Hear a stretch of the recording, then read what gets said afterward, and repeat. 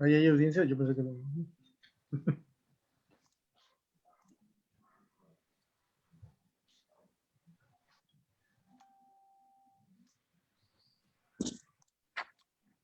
Bueno, tengan muy buenas tardes cada uno de los compañeros pues que nos acompañan, valga la redundancia. El día de hoy pues continuando con las conferencias de lo que es el simposio de las aplicaciones de las radiaciones ionizantes. Para la tarde de hoy pues nos acompaña el señor Rogelio Rivera Landa desde México, experto en la temática, quien nos va a abordar el tema sobre... Espérenme, que un vehículo va pasando por ahí, va haciendo un poco de ruido. Ok, entonces el tema que nos va a abordar el compañero máster Rogelio Rivera Landa es sobre campos laborales que puede abordar el físico con conocimiento en radiaciones ionizantes. Para darnos una breve, así, un preview de lo que la trayectoria va, un poco corta, porque a veces abordar a una persona es bien complicado, pero el señor Ángel Velázquez tiene la palabra para darnos un breve resumen sobre lo que es la hoja de vida de nuestro compañero Rogelio. Tiene la palabra, señor Ángel. Bien, buenas tardes. Gracias por la presencia, ¿verdad? A los que se han interesado por estas charlas ocio. Pues reiteramos que estas charlas básicamente es un intento de divulgar el área de las radiaciones ionizantes, tanto con profesionales como estudiantes de la carrera de física pues que eventualmente estén interesados, ¿no? en aplicar estos criterios. Pues como ya lo dijo Lorenzo, hoy tenemos a un colega y gran amigo, Rogelio Rivera Landa. Él es graduado de la licenciatura en física en la Universidad Veracruzana. Es físico médico con una maestría en ciencias de la Universidad Nacional Autónoma de México, en colaboración con el Instituto Nacional de Geriatría. Actualmente pues labora en seguridad radiológica y ha decidido especializarse en protección radiológica, avalado por la Comisión Nacional de Seguridad Radiológica y Salvaguardia para encargados de la seguridad radiológica en instalaciones médicas. Él ha realizado diversas participaciones en cursos nacionales e internacionales de seguridad radiológica, simposios de física médica, congresos internacionales, de física e ingeniería, por dar algunos ejemplos. Entonces, de antemano, Rogelio, le agradecemos muchísimo por su tiempo y por la charla que nos va a brindar. Le cedo la palabra. Señor Ángel, permítame un momentito, solo quería decir algo, señor Rogelio, que se me escapó. Y es que a todos los compañeros, pues, les solicito, pues, amablemente que escriban su nombre completo en el chat y igual las dudas o comentarios acerca de la temática, en el momento que el compañero Rogelio esté abordando, lo pueden hacer en chat y después las leemos al final para poder tener una mejor distribución del tiempo, ¿verdad? Solamente tiene la palabra, señor Rogelio. Ok, bueno, pues muchas gracias a ustedes por la invitación. Muy contento aquí de estar con ustedes compartiendo un poquito de esto. Me comentaban que pues hay mucha gente que está interesada en el área y todo esto. Entonces, pues ojalá que esto les sirva un poquito. La manera en que yo desarrollo mis charlas, pues es un poquito, trato de hacerlo muy ameno. Espero que no haya problema con eso. Y pues bueno, en cuanto ustedes digan, podemos dar comienzo. No, ya está, ahí dependemos de usted, señor. Ya usted tiene la palabra. Ah, caray, bueno, pues comenzamos entonces. Sí, ya, ahí estamos. Muy bien. Bueno, pues buenas tardes a todos. Gracias por la atención, por estar asistiendo. Estoy aquí con esta charla que titulé ¿Qué puede hacer un físico que sabe de radiaciones? ¿No?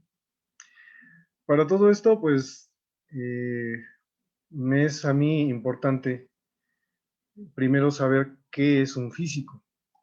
Y les voy a hablar a partir de mi experiencia, ¿no? Como estudiante y ahora como profesional en la física.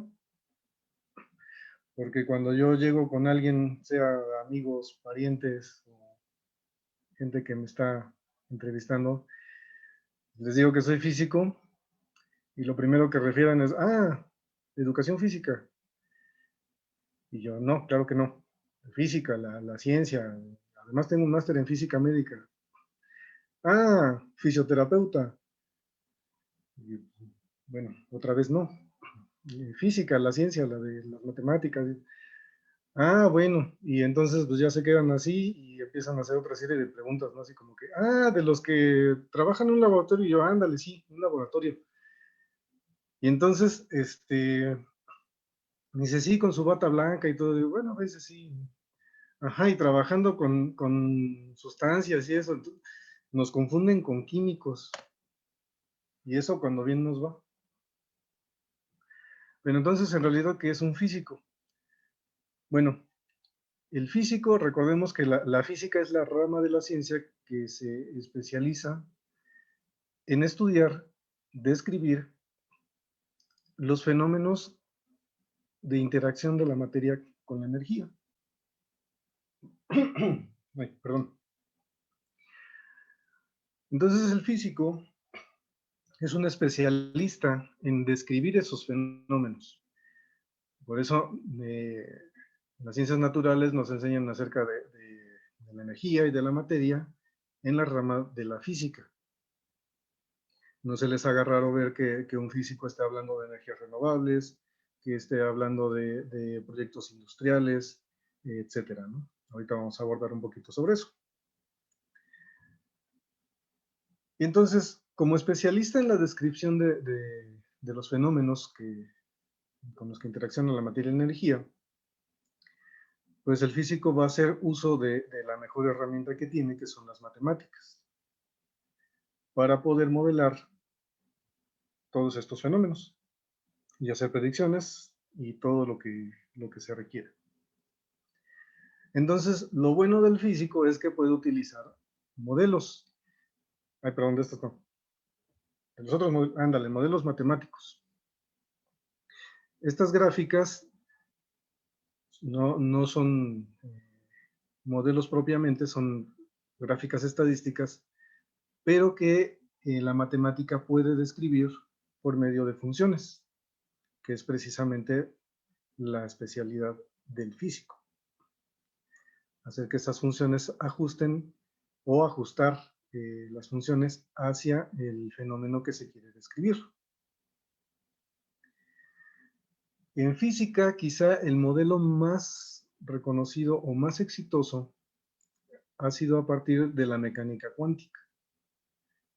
La mecánica cuántica, como ustedes saben, habla acerca de las partículas muy pequeñas que no podemos ver, pero que nos ideamos formas para detectar.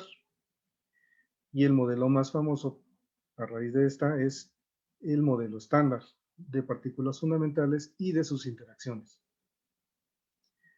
¿Por qué es tan importante? Porque este modelo es puramente teórico y el éxito radica en que los experimentos que se han diseñado para comprobar las predicciones del modelo estándar han dado justo en el clavo, detectando las partículas que el modelo predice, ¿no?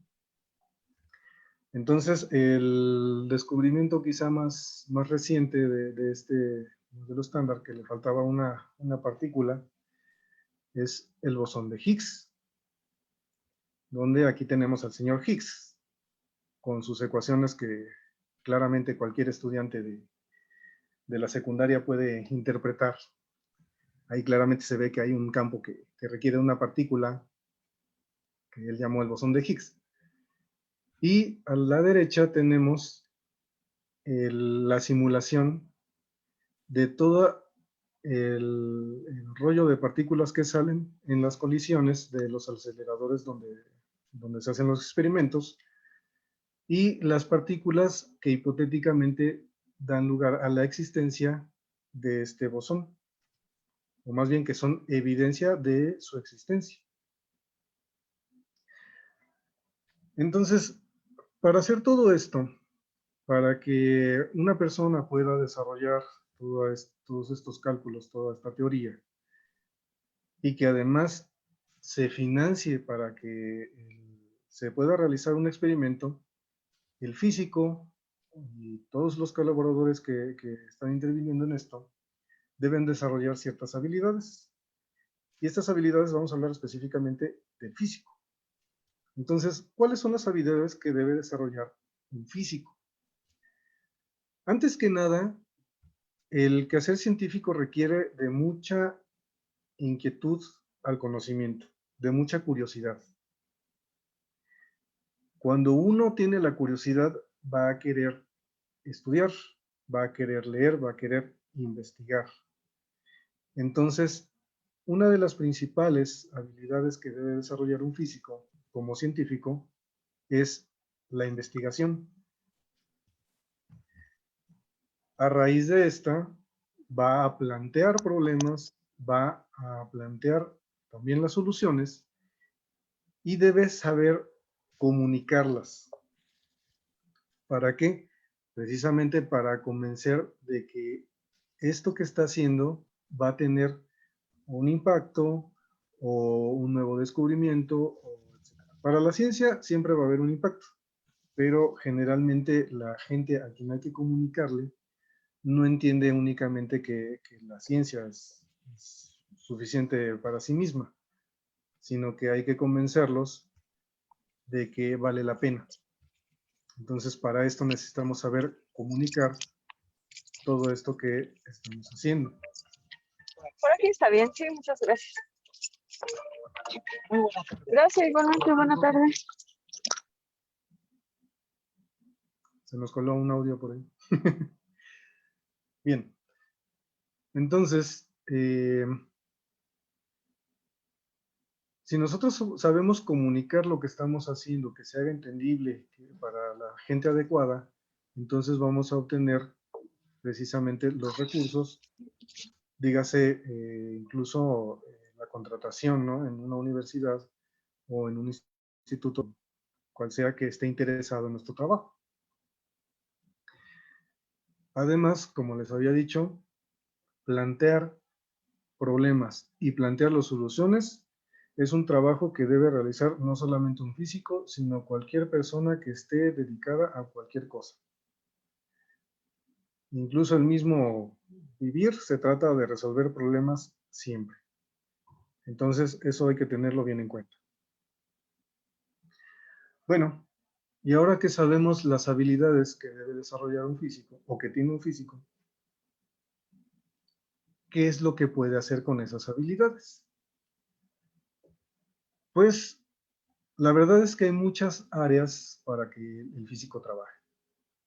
La primera de ellas, quizá la más conocida y la más difundida entre la sociedad, es que se dedique a la investigación científica, ya sea para una universidad, ya sea para un instituto, o en el mejor de los casos, para una empresa privada. Aquí estoy abordando la investigación científica no solamente del físico, sino de toda la ciencia. Por decir un ejemplo de una empresa privada, son los laboratorios que están desarrollando ahora la vacuna COVID, ¿no? Que son empresas privadas. Otra de las áreas en las que el físico se desarrolla y actualmente está teniendo un auge bastante bueno, a mí me parece muy bien, es la divulgación científica. No es fácil hacer llegar el conocimiento científico a todas las personas, sobre todo porque muchas personas ni siquiera saben que están interesadas en ciencia hasta que conocen de primera, bueno, no de primera mano, sino algún divulgador. Ahora YouTube, el Internet está haciendo una tarea muy, muy buena para difundir la ciencia como algo muy digerible para casi cualquier público. Esa es una rama de la ciencia que también se debe explorar. Hacer divulgación no es nada fácil. Se requiere mucho entrenamiento, mucho conocimiento de la ciencia. Entenderla bien para que se lo puedas explicar a un niño de 5 años. Otra de las áreas, pues, es un laboratorio, pero ahí sí haciendo cosas con partículas, con detectores, con cosas que realmente tienen que ver con la actividad de un físico y no de un químico, como mencionaba antes. Por supuesto, lo que a lo mejor más conocen ustedes es el área hospitalaria. En la clínica se van a encontrar físicos, pues en áreas muy específicas, donde se manejan radiaciones, donde hay diagnóstico clínico a partir de máquinas de funcionamiento electrónico. Menciono esto porque obviamente el radiodiagnóstico no solamente son rayos X, sino que abarcamos incluso también la resonancia magnética y bueno, obviamente los equipos de radioterapia. Otras áreas menos conocidas del trabajo del físico son la industria minera, la industria de la seguridad también podemos incursionar, porque somos capaces de desarrollar métodos de resolver problemas y por supuesto de diseñar máquinas o experimentos o artilugios que nos ayuden a resolver esos problemas. Otra que está teniendo bastante auge desde hace algún tiempo es la rama que modela o que intenta hacer un modelo predictivo de la variación financiera. Ustedes saben que la economía es muy fluctuante y que hay muchos factores que influyen en su fluctuación. Entonces, esto, al igual que, por ejemplo, la ciencia de la meteorología, puede crear un modelo que pudiera predecir a corto plazo el comportamiento del fenómeno. Y bueno, tengo que incluir esto. En los países más liberales, más capitalistas, también se puede incursionar en el desarrollo de otras cosas, ¿no? El diseño, resistencia de materiales, cosas que le puedan servir a la industria, ahí va a estar el físico muy probablemente. Y por supuesto, bueno, quizá la estrella de los trabajos del físico, pues sería estar paseándose en un acelerador, trabajando, perdón, en un acelerador como el CERN. Aquí ya viene lo que hace un físico que sabe de radiaciones. Diseñar una máquina que pueda acelerar partículas pequeñísimas que ni siquiera podemos ver, una máquina que pueda detectarlas, es un trabajo muy, muy, muy grande. Obviamente el físico no lo puede hacer solo, pero esta es un área en la que ya quisiéramos muchos trabajar. Aquí tenemos otro acelerador, este es un ciclotrón. Este se utiliza mucho en el área clínica para producir radiofármacos. Radiofármacos que utilizan flúor 18, oxígeno 17, carbono 13, etc. Radiofármacos que se utilizan, por supuesto, para la medicina nuclear. Obviamente, radiodiagnóstico, una tomografía, una máquina PET, una máquina SPECT, un PET-CT, los equipos de resonancia magnética, como les comentaba, y por supuesto el físico que se dedica a realizar planeaciones en un sistema de teleterapia, ¿no? Estas son algunas de las áreas en las que puede elaborar un físico que sabe de radiaciones. Y aquí, por supuesto, no voy a olvidar mencionar las centrales nucleares, donde el estudio de la fisión, el control de los equipos que están ahí en el reactor, pues es pan de cada día para un físico que conoce de las reacciones nucleares, aunque aquí más propiamente sería un ingeniero nuclear. Pero bueno, la física ahí es la que dio pauta al desarrollo del estudio, de investigación, para la producción de estas grandes máquinas. Yo siempre les digo a mis amigos que no debe ser muy difícil trabajar en una central nuclear, porque en una sola diapositiva podemos ver el funcionamiento de cómo se transforma la energía calorífica que se extrae de la fisión de un núcleo, convertir la energía en eléctrica, ¿no? Pero bueno, tal parece que sí existe una carrera y lo mejor sí es estudiarla para que pueda uno trabajar ahí. Bien. Ahora, una de las cosas que un físico que sabe que un físico que sabe de radiaciones debe conocer, al menos un poquito, es sobre seguridad radiológica. Ya que estamos trabajando con radiaciones y que sabemos que son dañinas, debemos saber cómo protegernos de ello. Aquí ya es el área en la que yo me especializo, que es la seguridad radiológica, y fácilmente confundible con lo que es la protección radiológica, que aunque van muy de la mano, no es precisamente lo mismo. Entonces, la seguridad radiológica, como todo en la seguridad, es la parte teórica, es la parte que a muchos se les hace aburrida, y sin embargo, es la parte más importante, porque la seguridad es preventiva y la protección es activa. Entonces, en seguridad radiológica, vamos a hacer el estudio muy detallado de todo lo que tiene que ver con la protección para la radiación. ¿De qué manera?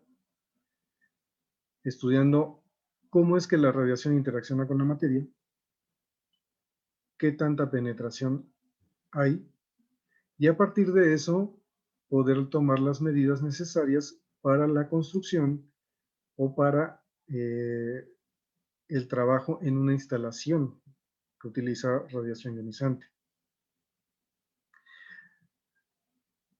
Y parte de la teoría es que uno puede modelar matemáticamente la,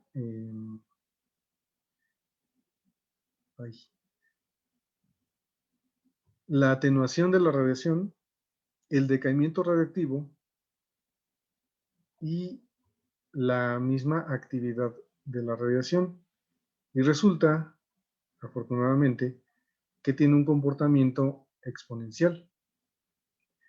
Entonces, con esto nosotros podemos hacer muchos cálculos, tanto del tiempo en el que puede estar una persona, qué tanto se tiene que proteger, etcétera. Eso da pauta precisamente a la protección radiológica, donde se tienen que diseñar los blindajes y los métodos o las cargas de trabajo para el personal que esté ahí.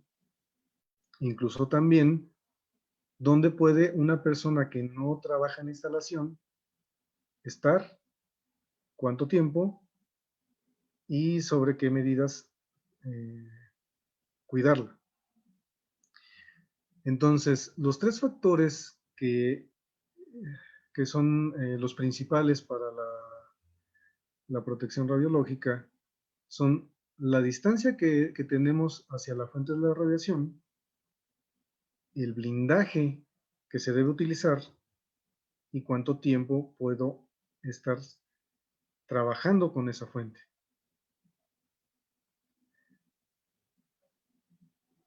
Todo esto lo trata la seguridad radiológica para la protección radiológica. Y una vez que tenemos todos estos cálculos para la construcción de nuestra instalación radiactiva, entonces podemos pensar en qué equipo y qué clase de señalizaciones se van a utilizar para las personas que trabajan en la instalación y para las personas que están solamente de paso en la instalación, el público en general. Obviamente, quien se dedica a la seguridad y protección radiológica puede incluso dedicarse al diseño de todos estos tipos de equipos de protección, basado obviamente en su conocimiento, y con eso va a ayudar a que las personas que están trabajando y el público que llegue a la instalación, pues esté bien protegido. Esta es una presentación muy corta porque prefiero que me hagan preguntas. Todas las dudas que tengan ahorita ya me las pueden hacer. Eso es un poquito apenas de lo que es el campo de trabajo para un físico. Y pues bueno, adelante con las preguntas.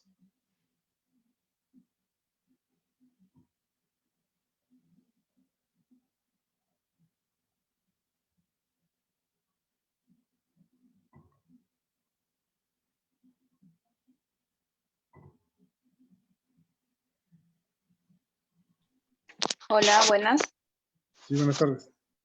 Sí, tenía la curiosidad de qué tan cierto es el mito de que las mujeres después de hacer radiaciones así no pueden quedar embarazadas. Bueno, eso depende mucho de dónde te irradies y por qué. Si tú eres trabajadora de una instalación radiactiva, la persona encargada de la protección radiológica debe haber hecho los cálculos necesarios para que ninguna persona se irradie de tal magnitud que pueda quedar estéril.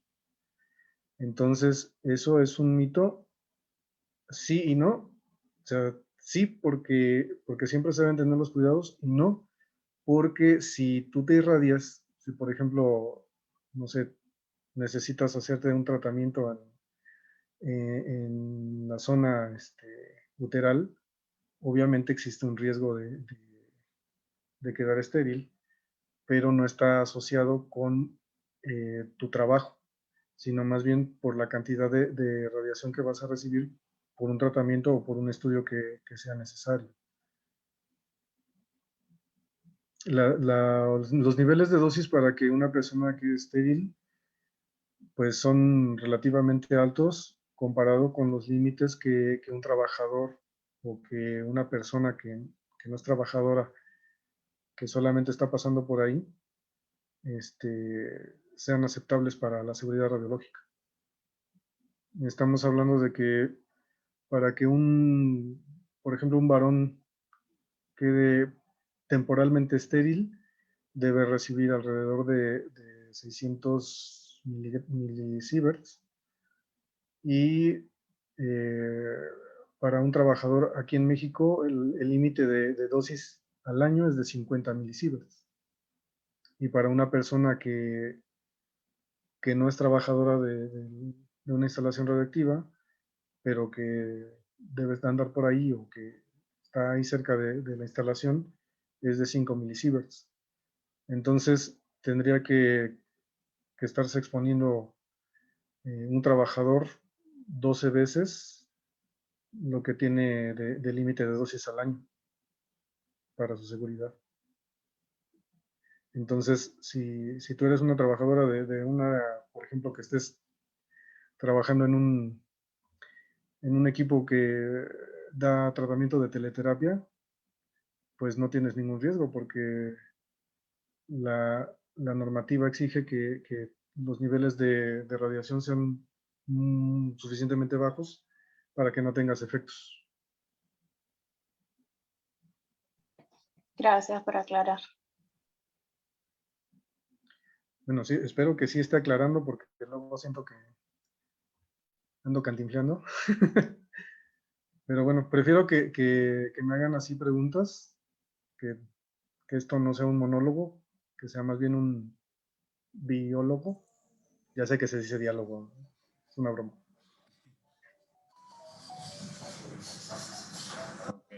Señor Rogelio, tenemos una consulta. La compañera creo que tiene problemas con el audio. Entonces, la compañera Ellen Ramos nos pregunta, además de programas de física médica e ingeniería nuclear, ¿qué otros posgrados o programas de estudio podrían estudiar la protección radiológica?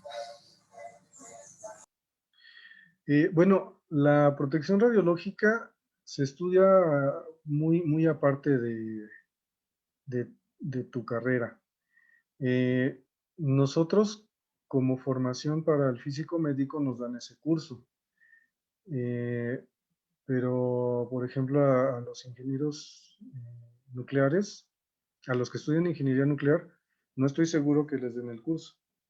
Aquí en México, si tú eres físico, si eres ingeniero y si lo que sea, ¿no? Mientras tu perfil te permita manejar las matemáticas asociadas al cálculo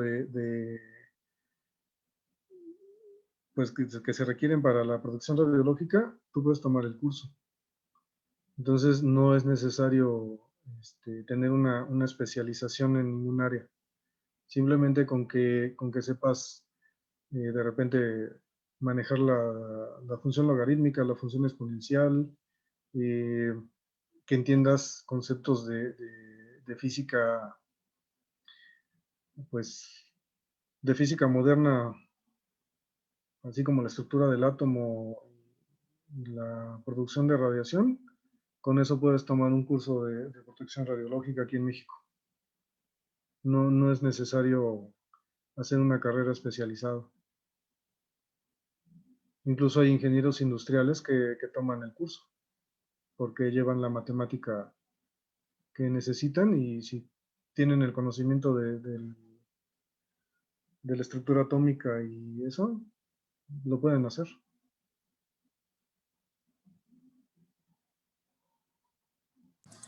Ok, la compañera pues se da por satisfecha de la respuesta. También tenemos la participación del compañero José Reyes. ¿En qué otros países de Latinoamérica hay plantas nucleares? Híjole, la verdad no lo tengo presente porque como no me dedico precisamente a eso, yo solamente sé que hay una en México y me parece que Argentina estaba trabajando en eso, pero no estoy seguro realmente. Pero lo podemos buscar en internet de volada si quieren.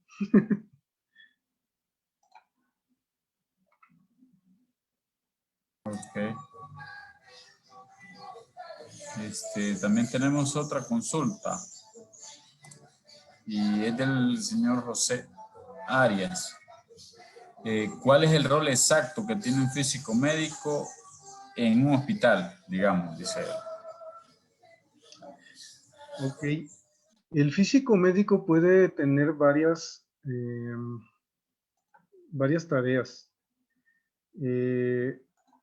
Especialmente lo pueden encontrar en radiodiagnóstico porque la calibración de los equipos cuando se utilizan fuentes, cuando están utilizando un aparato que emite radiación ionizante, como es el caso de la tomografía computada, el CT, es importante que haya un físico médico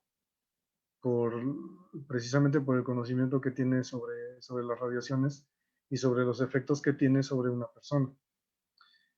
En radiodiagnóstico, en el área de medicina nuclear, porque se están produciendo ahí también radiofármacos.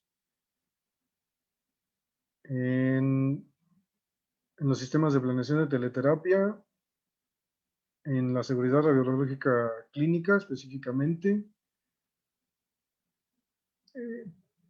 Se requiere ahí, como comentaba, porque el físico médico es especialista en conocer los efectos que la radiación tiene sobre el cuerpo humano. El físico médico tiene conocimiento de cuán dañino es, dependiendo de lo que se esté utilizando. Por ejemplo, no sé, un decir, ¿no? Si yo tengo que hacer una planeación para un cáncer de próstata o de pulmón o de mama, yo necesito tener conocimiento de la anatomía humana y de cuánto daño le puede hacer irradiar a cada órgano que esté involucrado en el tratamiento. Entonces, esa es yo creo que el papel fundamental del físico médico, que es la persona especializada en el cuidado del paciente cuando se le está aplicando algún tipo de radiación, incluyendo el radiofármaco.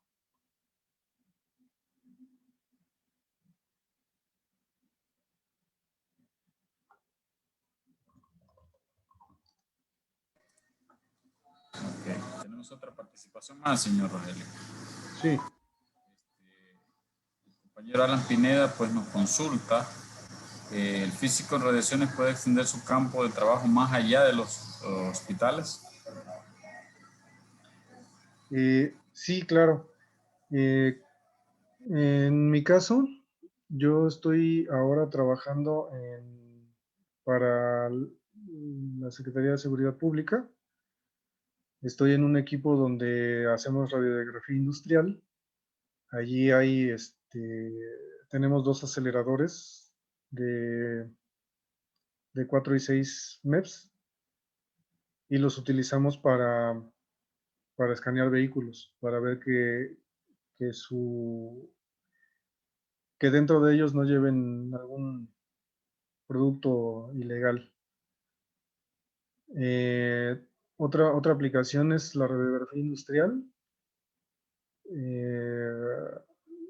Eso no estoy seguro cómo es que funciona, porque ellos escanean con iridio 192, me parece, o con cobaltos o con cesio, escanean tuberías. Entonces, para ver si hay fisuras, si hay algún desperfecto con los equipos que ellos requieren, también se puede trabajar ahí. Hay mucho campo para el físico de radiaciones. Bueno, para la persona que sepa de protección radiológica. Okay, tenemos otra participación más del señor Alex Josafet Cruz López. Él consulta qué tipo de uniforme se usa para dar protección radiológica y de qué material puede estar hecho. Uniforme, preguntó, ¿verdad? Sí, uniforme. Ah, es que entendí informe. ¿De qué está hecho el material? Ah, sí. Sí, bueno, ahí como lo ven en la diapositiva, el equipo generalmente es de plomo, porque se pretende siempre proteger de la radiación electromagnética, que es la la más penetrante. Entonces, pues sí, ese equipo va a depender de en dónde estás trabajando. Por ejemplo, si yo lo he visto, yo lo he utilizado cuando estoy en el área de medicina nuclear, porque pues se maneja el radioisótopo que es el yodo 131. Entonces, ese emite la radiación y la que más me preocupa a mí es la radiación gamma que se pueda producir a partir de la desintegración. Bueno, gamma y rayos X, ¿no? Y entonces, el plomo es muy bueno para atenuar ese tipo de radiación, la radiación electromagnética. Si utilizas, por ejemplo, fuentes que están irradiando en beta, fuentes que decaen en beta se deben proteger con materiales menos densos, como el acrílico, como el vidrio, para que al momento de que los electrones, la radiación beta, interaccione con el material de protección, ay, con el blindaje, no se genere radiación electromagnética. Si trabajas con alfas, bueno, pues ya eso, con una hojita de papel lo puedes detener. Entonces, sí, va a depender mucho del tipo de trabajo que tengas, de la actividad que estás realizando. Y pues generalmente el equipo que vas a cargar va a ser plomo.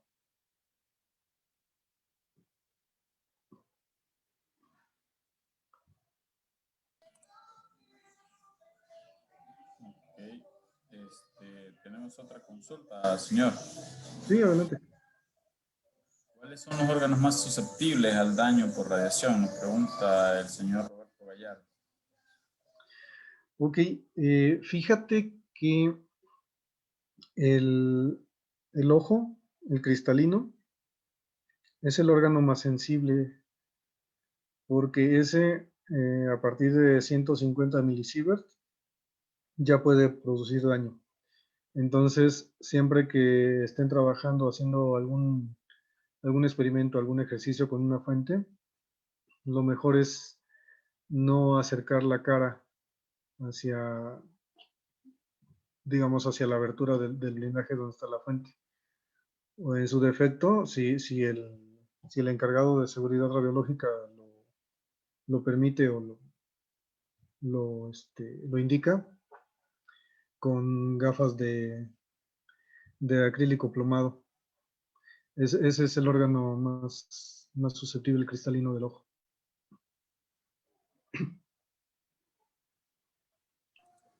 Okay. También nos consulta el señor José Reyes. Actualmente los desechos radioactivos, dice, en el área de la salud, ¿son responsabilidad del mismo proveedor? Los desechos radioactivos, no. De hecho, bueno, aquí en México la normativa indica que si tú adquieres algún material radioactivo o un equipo generador de radiación, en el momento en que esa fuente o ese equipo deja de funcionar, te deja de ser útil para tus fines, tú debes tratar el desecho, pues ahora sí que con el procedimiento que se indique. El proveedor te da las fuentes, tú las utilizas y una vez que te dejan de funcionar, aquí en México el Instituto Nacional de Investigaciones Nucleares es el que se encarga de recibir los desechos. Obviamente se requiere de un pago y de un trámite y todo, pero si el proveedor no se hace responsable de los desechos.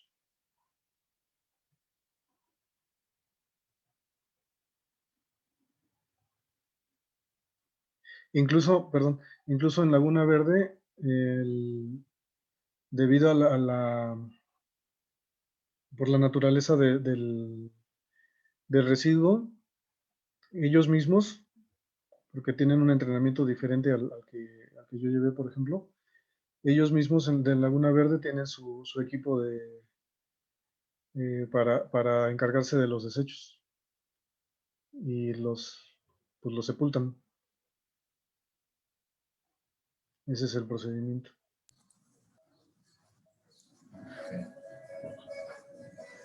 Tenemos otra consulta, señor. Nos consulta la compañera Ellen Ramos. Para fuentes de rayos X, ¿qué procedimiento realizan para descarte de los tubos una vez que ya no funcionan? Bueno, específicamente los tubos de rayos X, aquí en México no hay como un control muy grande porque la emisión que hacen pues no es, eh, pues no es muy grande tampoco, ¿no? Se preocupan más por los aceleradores y esos también llevan un procedimiento, lo mismo con en este caso en México, con el ININ, el Instituto Nacional de Investigaciones Nucleares. Ellos se hacen cargo de desmantelarlo, de hacer lo que tengan que hacer. El tubo de rayos X, pues no le prestan así como que mucha atención. Incluso no hay ni siquiera normativamente la necesidad de tener un encargado de seguridad radiológica porque las dosis que emiten son muy bajas.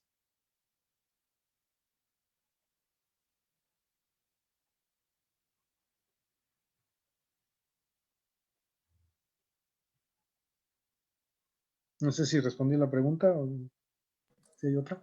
Sí, parece que sí, porque nos dice que muchas gracias la compañera Ellen. Okay. Bien, Rogelio, pues yo tenía una consulta, ¿verdad? Sí. Sabemos que las áreas de implementación de la física son hasta cierto punto, pues, temas tabús, tiene mucho que ver con nuestros, pues, dirigentes de gobierno, con el conocimiento que tiene la población e incluso, pues, con la propaganda hasta cierto punto, ¿verdad? De que se le hacen a las que puede realizar en general. Hablando específicamente de la protección radiológica y la seguridad radiológica, pues podríamos hablar incluso de que hay eh, mucho escepticismo o muchas personas a las cuales creen que esto incluso no es necesario, incluso pues pensando en personal eh,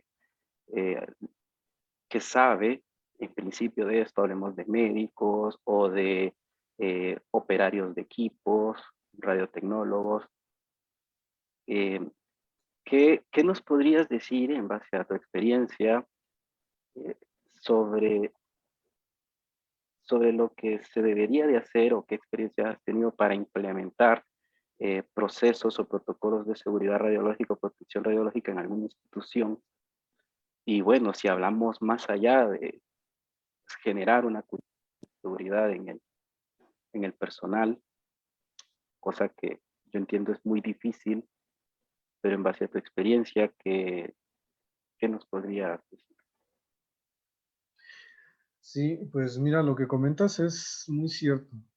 Muchas veces el encargado de seguridad radiológica en cualquier instalación es visto como la persona como los prefectos de las escuelas, ¿no? La persona que está ahí diciéndote que no hagas esto, que no hagas lo otro. Y siempre quedamos como que son muy exigentes y que al final lo que cuidamos es mínimo.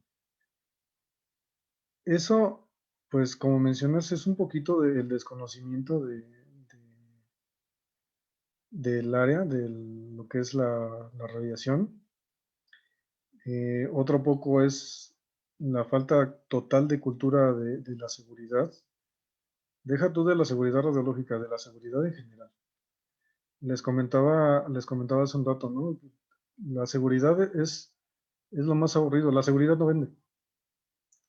Incluso, digo, voy a hacer una comparación de otra área que también tengo conocimiento. La seguridad personal, ¿no? La seguridad y protección personal, la defensa personal. Nunca van a ver un curso que te diga, aprende seguridad personal, todas las medidas de seguridad que necesitas para que no te asalten, las medidas de seguridad que necesitas para que no se te incendie tu casa, etcétera, ¿no? Pero siempre vas a ver gente que está buscando cursos de defensa personal, cuando se supone que es lo último que deberías utilizar, ¿no? Entonces, acá en la seguridad radiológica, pues es todavía más difícil porque la gente no entiende la gravedad del asunto, ¿no? Algunos exageran, algunos no lo, ¿cómo decirlo? No le dan la importancia y muy pocos somos los que tenemos conciencia realmente de la importancia de tener esas medidas de seguridad. En todos lados hay gente que es muy descuidada con los materiales, con las fuentes, con los equipos generadores. Y bueno, al menos en mi trabajo, lo que yo siempre les he dicho es que la radiación, los efectos de la radiación son completamente aleatorios. Entonces, si quieren tener la seguridad de que no les va a ocasionar un problema a la larga, es que no se deben irradiar. Y si se tienen que irradiar, que lo hagan lo menos posible. Para evitar, siempre que en un diagnóstico clínico hay dos cosas que no quieres escuchar. Bueno, ahora tres. Antes solamente era VIH o cáncer. Ahora COVID, ¿no? Pero bueno, entonces si al trabajador le dices, te va a dar cáncer si sigues haciendo eso, se asusta. En otros lugares yo he sabido que les cobran el tiempo de uso, ¿no? Por ejemplo, del aparato de fluoroscopía, y solamente así es como ellos dejan de utilizar el aparato así de manera irresponsable, ¿no? Entonces, pues acá en donde yo estoy, así es como lo controlé. De por sí, ellos eran muy obedientes a las indicaciones, ¿no? Pero pues sí, se los mencioné. Entonces, siempre las consecuencias, aparentemente el miedo sigue siendo el conductor de las buenas conductas, ¿no? Así es como ha ocurrido. Sí, además que no es un miedo no infundado, ¿verdad? O mal infundado. Es los efectos deterministas que puede llegar a tener las radiaciones, pues son importantes y son peligrosos. Bueno, después la gente imagino que solo intenta demandar las instituciones, ¿no?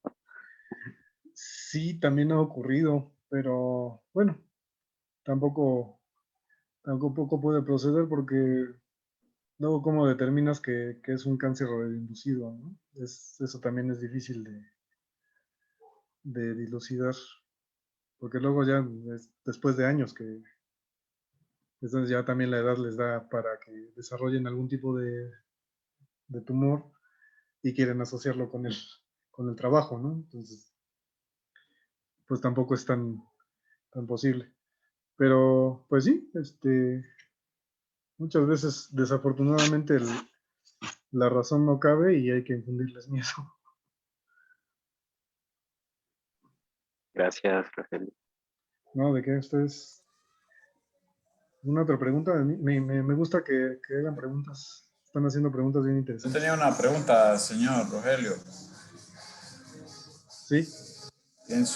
Bueno, con su experiencia y partiendo desde el punto de vista, desde la unidad radiológica de protección, ¿cuál es una o las malas prácticas que usted considera en su experiencia o las prácticas que no se deben realizar, o los errores más comunes de la unidad de protección?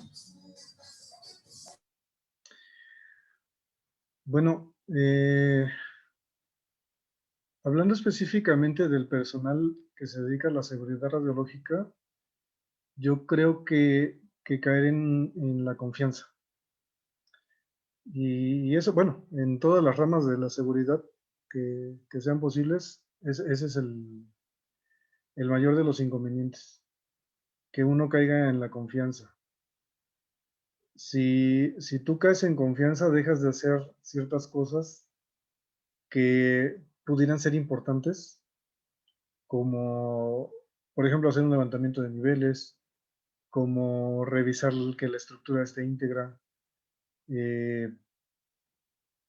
no verificar frecuentemente los equipos medidores de radiación.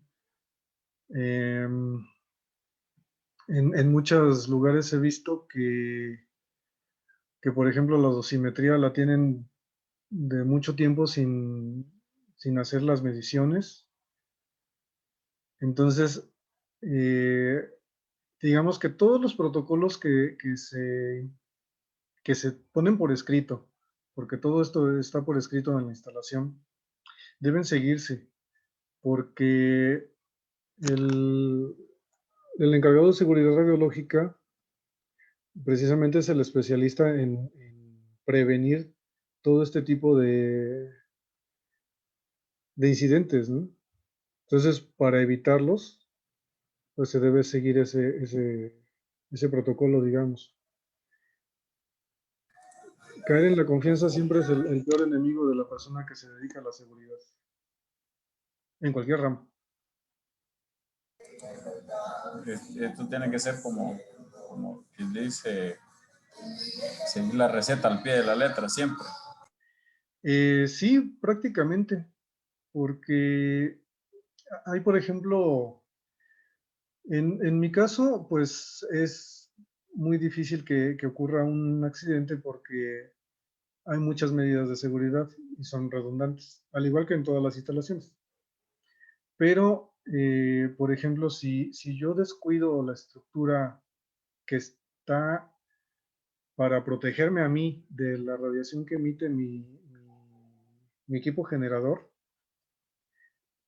pues no me voy a dar cuenta si, por ejemplo, un temblor le afectó y está agrietado y puedo tener fugas en algún lugar de ahí, ¿no? del búnker. Y eso obviamente va a resultar en que va a haber radiación de la cual no estoy contando, que no estoy midiendo de alguna manera. Y si no me doy cuenta, a la larga me puede provocar un problema de sobreirradiación, tanto al personal que elabora como a las personas que están involucradas en el proceso pues de lo que es mi trabajo. Bueno, el trabajo, la aplicación de la radiación, ¿no? En este caso los conductores.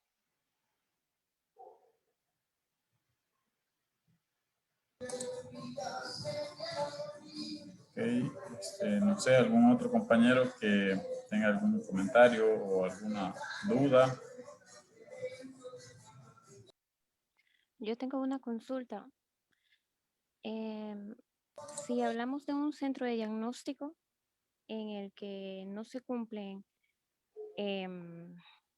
las 3 medidas de seguridad, o sea, si se cumple solamente una o dos, ¿qué tanto incrementa el riesgo para los efectos a largo plazo? Por ejemplo, si se cumple con la distancia y el tiempo, pero no con el blindaje, ¿qué tanto incrementa el riesgo?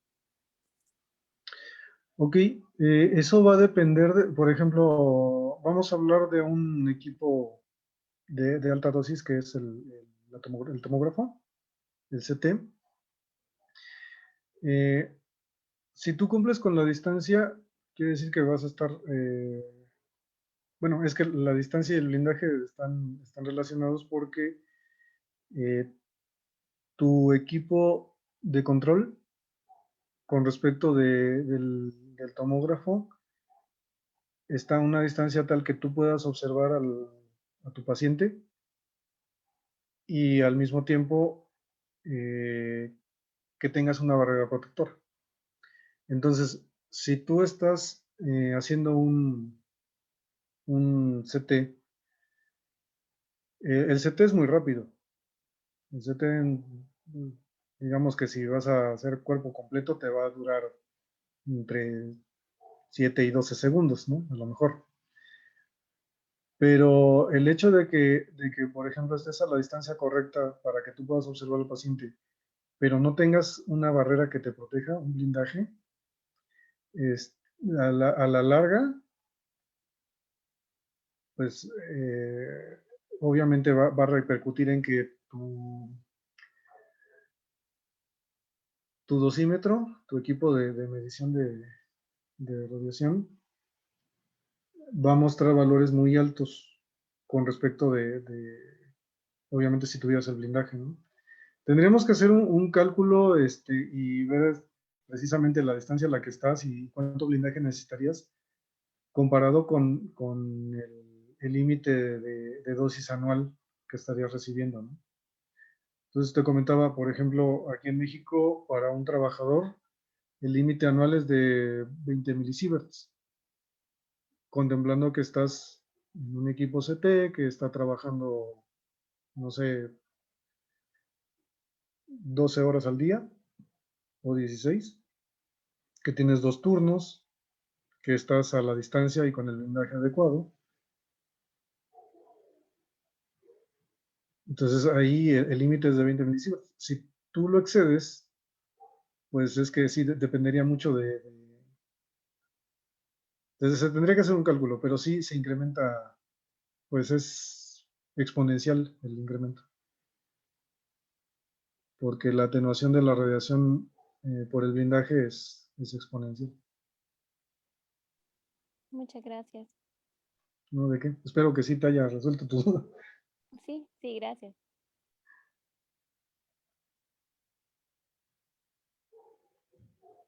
Más preguntas, más preguntas.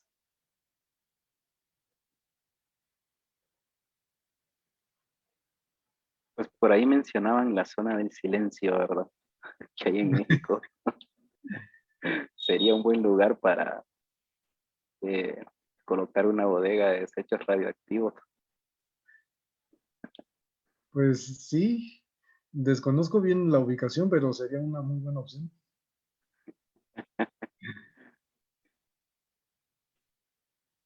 Nadie se daría cuenta, ¿no? Sí, pues no. Bueno, yo creo que ya no hay más consultas. Ok, bueno, pues muchas gracias por la atención. Muchas gracias a ustedes por la invitación. Si tienen alguna duda, ahí está mi correo electrónico, es mi nombre completito, así todo junto en minúsculas, en Gmail. No sé si me puedo hacer publicidad de un canal que tengo en YouTube. Sí, toda la publicidad que necesites. Ok, muchas gracias. Es un canal de cultura general, no tiene un tema súper específico. Hablo de muchas cosas. Se llama El Rincón de la Cultura MX, está en YouTube. Se llama igual en Facebook y la página web es elrincondelaculturamx.com. También quien guste ahí visitar. Está chiquito igual, pero ahí estamos, dando un granito de arena para la cultura. Todos los que estén interesados, ahí pueden visitar. Oigan, no sé si me vieron, ya no me activé el micrófono ahí en mi cámara, pero bueno, a ver, déjame mutear este. Bueno, aquí salió todo perfecto, me parece.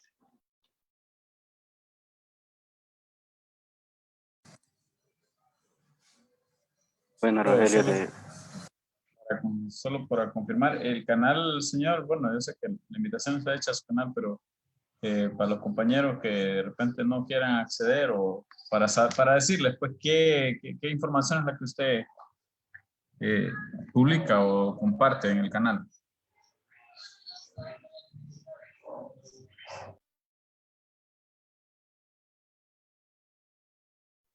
Creo que hay que quitar activar el micrófono. No sé. Ahí ya me escuchan, ¿verdad? Ahora sí. Y ahora sí ya también me ven. Ok. Les comentaba que no tengo un tema específico, tengo de varias cosas. Tengo, por ejemplo, del Día del Físico Médico. Subí ya 2 videos porque tengo apenas 2 años en el canal. Tengo un video sobre el Día del Cáncer de Mama, sobre el Día de la Mujer, así varias cosas. Efemérides, si alguien no sabe cambiar una llanta, también ahí les enseño cómo cambiarla. O sea, es un canal muy diverso. Entonces, pues sí, realmente está muy chiquito, no tengo todavía muchos seguidores, pero pues ahí si gustan, pues visitarlo y si hay un tema que les guste o si quieren solicitar algún tema, pues lo abordamos, ¿no? Por eso es un canal de cultura general y pues ahí le damos. Sí, se llama El Rincón de la Cultura MX. Acuérdense del MX, es bien importante porque hay muchos que se quieren copiar de mí, que se llaman también El Rincón de la Cultura. Tienen más años, pero ellos son los copiones.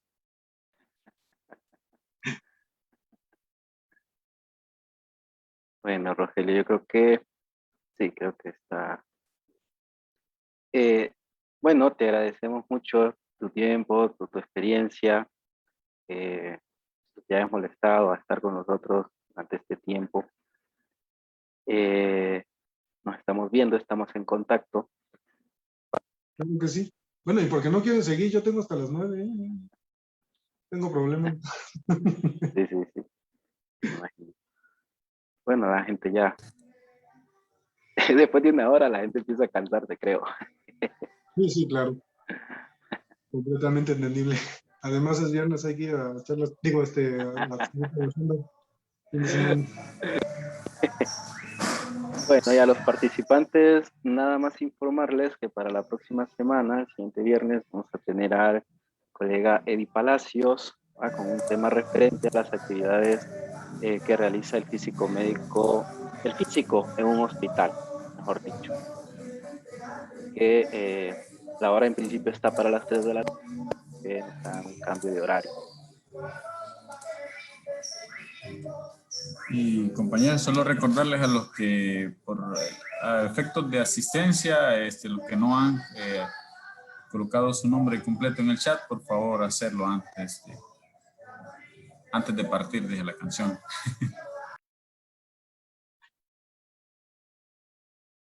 Bueno, de mi parte les agradezco mucho nuevamente. Espero que les haya servido la información que les di. Ojalá que sus dudas se hayan quedado aclaradas. Y pues cualquier cosa que necesiten, aquí estamos, ¿eh? Gracias, Rogelio.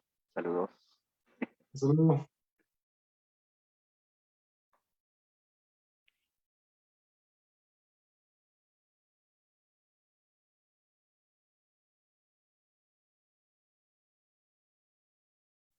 Está compartiendo el canal. Ah, mira, bueno, eso no lo hice a propósito. Ah, ¿quién está compartiendo? Creo Ah, que es Lorenzo, ¿no? sí, ese es mi video de presentación. Sí. Pues a suscribirse. Así es.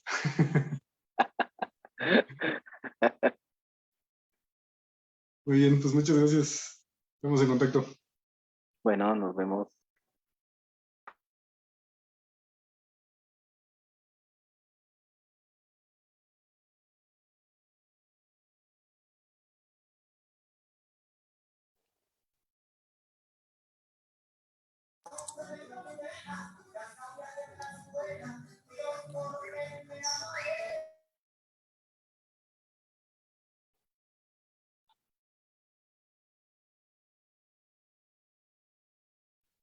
Perdón, ¿todavía hay alguien?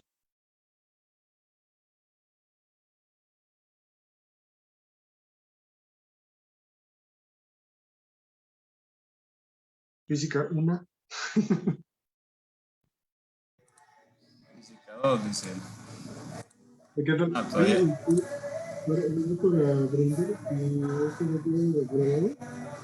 No, no le escucho bien, señor. Que sí se grabó esta presentación.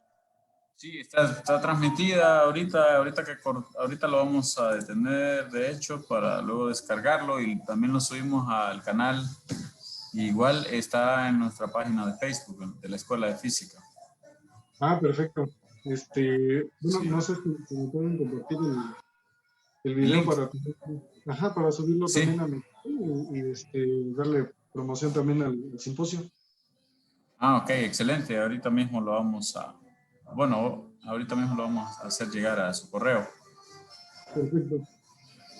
Sí, igual se me escapaba, como reconocimiento por el desarrollo de la charla, pues también le estaremos enviando un diploma, por así decirlo. Perfecto, muchas gracias. Sí, entonces, solo que creo que lo vamos a enviar al final de todas las conferencias para enviárselos a todos de un solo. Sí, claro. Uno por Sí, uno. ahí estaremos. Pues muchas gracias. No, hombre, muchas gracias a usted, señor, por acudir a la invitación, ¿verdad? Porque sabemos que igual es tiempo que dijo Facundo Cabral, es nuestro principal activo. Sí, claro. Pero no, pues con mucho gusto. Si les puedo ayudar en algo más, con toda confianza me dicen, ¿no? No, ahí lo vamos a estar entonces abordando en cualquier otro momento y igual ahí vamos a tener su contacto. Claro que sí. Siempre para temas relacionados o igual, no dude pues, porque yo sé que a veces las personas están laborando, se incorporan y como usted mismo lo hace saber en su canal, pues la ciencia hay que difundirla, ¿verdad? Entonces, igual queda el compromiso de proyectos nuevos o algo que usted esté haciendo y que nosotros lo podamos también igual de difundir. Para eso estamos. Muy bien. Perfecto. Muchísimas gracias. Sí. Ok. Nos vemos entonces. Muchas gracias. Muchos saludos. Bueno, muchas buenas tardes, noches, creo ya, ¿verdad? Ya está terminando el día. Ok. Bueno, ahí estamos entonces. Muchísimas gracias, señor. Pasen buenas tardes a todos y cada uno de los que todavía nos acompañan. Y bueno, ahí estamos la próxima semana. Nos estamos viendo.